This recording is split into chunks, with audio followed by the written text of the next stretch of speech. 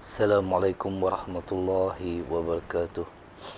Alhamdulillahi rabbil alamin wassalatu wassalamu ala asyrafil anbiya'il mursalin wa ala alihi wa sahbihi ajma'in. Allahumma salli ala sayyidina Muhammad al-Fatihi lima ughliq al-khatimi lima sabaqa nasiril haqq bil haqq wal hadi ila siratikal mustaqim wa ala alihi wa miqdarihi al-azim fi kulli lamhati wa nafasin adada mawasi'u ilmullah. Subhanaka la ilma lana illa ma 'allamtana innaka antal alimul hakim.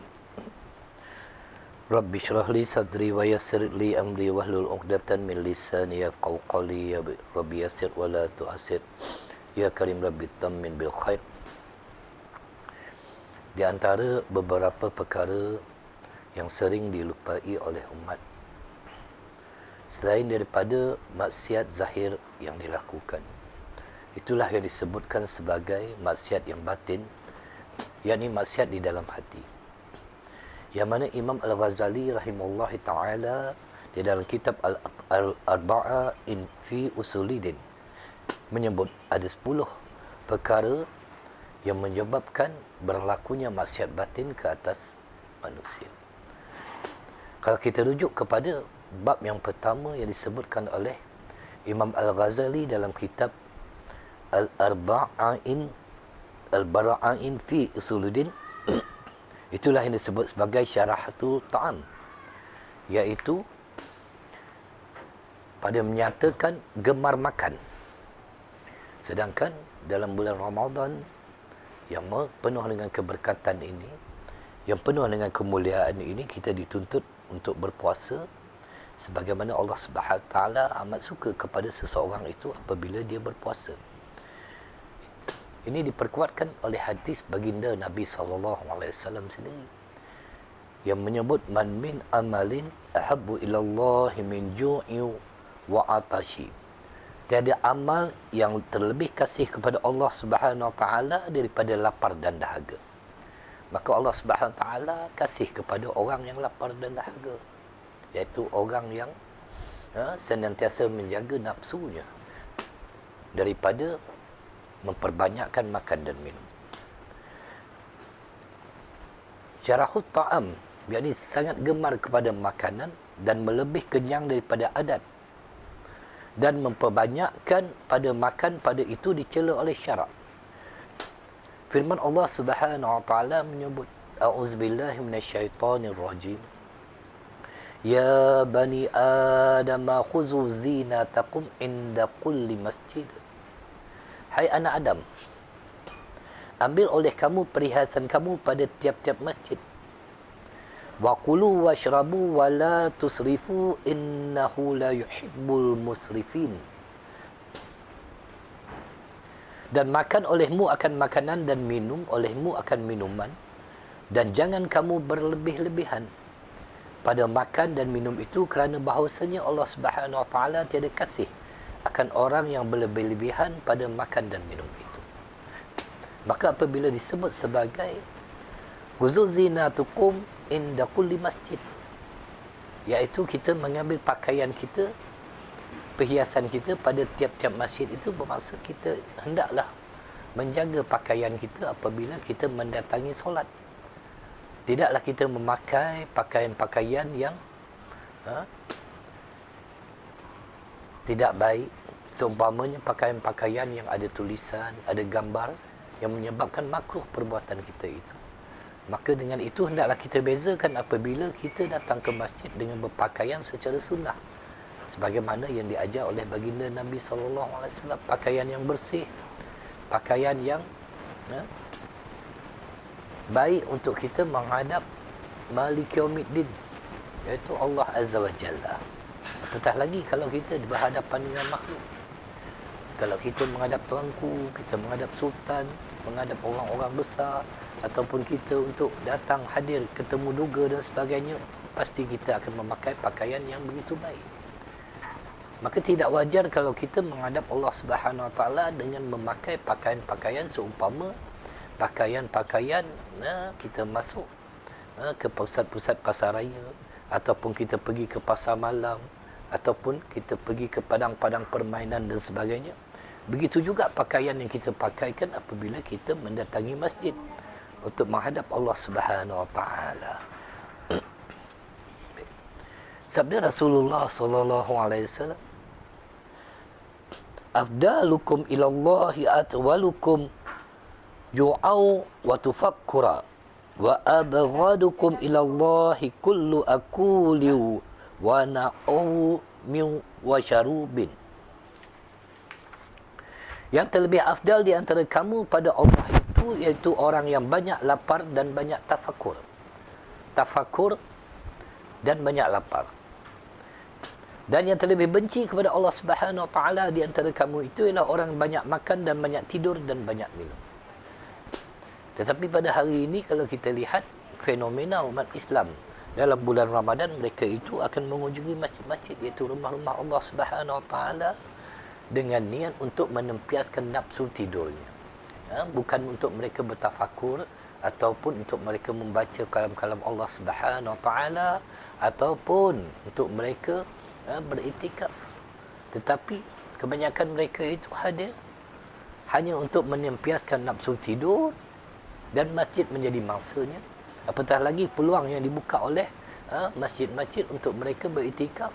Dibuka airconnya, dibuka kipas, diberikan ruang. Maka tidak sepatutnya bagi kita sebagai orang Islam, tempat yang begitu mulia iaitu rumah Allah Subhanahu Wa Taala, kita jadikan tempat untuk kita melepaskan hawa nafsu tidur kita. Waalaikumsalam warahmatullahi. Jika ditanya orang akan dikau apa kadar makan yang dipuji oleh syarak dan apa kadar makan yang dicela oleh syarak itu, maka dijawab olehmu bahawa kadar makan yang terpuji oleh syarak itu 3 darjat. Ada 3 darjat. Pertamanya disebut sebagai darjat syirikin, iaitu yang terlebih tinggi bahawa menyampaikan mereka itu atas makanan, memakan sekadar yang menguatkan atas ibadat kepada Allah Subhanahu Wa Taala. Itu untuk menguatkan tenaga kita, untuk menguatkan diri kita untuk melakukan ubudiyah kepada Allah Subhanahu Wa Taala sesuai dengan firman Allah Subhanahu Wa Taala yang menciptakan kita sebagai manusia. Allahumma salli ala Sayyidina Muhammad. Tidak aku jadikan, tidak aku ciptakan jin dan manusia itu hanya semata-mata untuk melakukan ubudiyah, untuk melakukan ketaatan, untuk menyembah kepadaku. Itu yang disebut oleh Allah Subhanahu Wa Taala kepada kita sebagai hamba-Nya, bahawa kita ini dijadikan hanya semata-mata untuk menyembah kepadanya. Maka kedua, bahawa makan pada sehari semalam setengah mud yang disebut sebagai 382 gram, yakni setengah daripada 1/4 gantang fitrah. Demikianlah yang disebutkan oleh Sayyidina Umar bin Al-Khattab radhiyallahu anhu dan beberapa jumlah daripada sahabat radhiyallahu anhu, kerana makanan mereka itu pada tiap-tiap 7 hari 1 gantang fitrah daripada syair, iaitu gandum yang nombor 2. Itu makanan para sahabat ketika itu. Dan ketiganya, bahawa ia makan pada sehari semalam itu 1 mud atau bersamaan dengan 765 gram, yakni 1/4 daripada gantang fitrah. Dan memakan makanan yang lebih daripada itu, ia keluar daripada orang yang menjalani akan jalan kepada Allah, lagi dicela oleh syarak. Itu sebab Allah Subhanahu Wa Taala tak suka kepada orang yang berlebih-lebih makan, orang yang berlebih-lebih minum, dan orang berlebih-lebih dengan tidurnya. Kalau kita lihat kepada syarah kitab Imam Al-Ghazali yang disebut dalam kitab Al-Arba'in fi Usuluddin, itu dalam 2 bab yang kedua, iaitu disebut sebagai syarahul kalam, yakni sangat gemar kerana memperbanyakkan perkataan, maka iaitu dicela oleh syarak kerana firman Allah Subhanahu Wa Taala, auzubillahi minasyaitonir rajim, la khaira fi katsirin min najwahum illa man amara bisadaqatin aw ma'rufin aw islahin bainan nas. Tiada kebajikan pada memperbanyakkan mereka itu akan perkataan, melainkan seseorang itu menyuruh dengan berbuat sedekah atau menyuruh dengan berbuat kebajikan atau mendamaikan antara orang berkelahi. Maka percakapan yang dibolehkan, iaitu percakapan untuk kita mengajak orang kepada kebaikan, ke arah sesuatu yang menyampaikan orang itu ke jalan Allah Subhanahu Wa Taala. Maka dengan itu, kalau kita lihat pada hari ini, kalau kita nak bercampur gaul dengan seseorang itu, kita lihat siapa orang itu untuk kita jadikan teman. Adakah orang itu yang banyak mengomelnya, banyak percakapannya, yang akhirnya percakapannya itu yang tidak diredai oleh Allah SWT akan masuk ke dalam benak pemikiran kita melalui telinga kita, yang akhirnya kita terlibat dengan perkara-perkara riba, namimah dan sebagainya. Maka dengan itu, memperbanyakkan zikir itu adalah lebih baik daripada memperbanyakkan cakap, kata Nabi SAW. Kerana memperbanyakkan percakapan itu akan menyebabkan hati seseorang menjadi keras. Sejauh-jauh manusia dengan Allah SWT, iaitu orang yang hatinya keras. Maka dengan itu, apabila hati keras, amat susah untuk kita menerima bimbingan, amat susah untuk kita menerima didikan, amat susah untuk kita menerima nasihat dari orang-orang yang menyampaikan ilmu kepada mereka, kerana hatinya telah tertutup. Maka orang yang memperbanyakkan cakap ini, kata Rasulullah SAW dalam satu hadis, barang siapa banyak perkataannya, nescaya banyak jatuhnya, dan barang siapa banyak jatuhnya, nescaya banyak dosanya, dan barang siapa banyak dosanya, nescaya adalah api neraka itu terlebih utama dengan dia. Maka orang yang memperbanyakkan perkataannya, percakapannya itu, pasti akan terbabas dalam perkataannya itu, yang menyebabkan dia terdorong ke arah orang-orang yang tidak diredai oleh Allah Subhanahu Wa Taala. Maka dengan itu, untuk kita menghadirkan majlis-majlis di khalayak ramai, kita pilih majlis-majlis yang banyak menyebut nama-nama Allah, yang banyak menyebut nama-nama baginda Nabi SAW, apatah lagi pada malam Jumaat yang mulia ini, hari Jumaat esok. Bagi kita dituntut untuk kita memperbanyakkan selawat ke atas baginda Nabi SAW. Kerana hanya Rasulullah SAW yang akan mensyafaatkan kita di hari kiamat besok.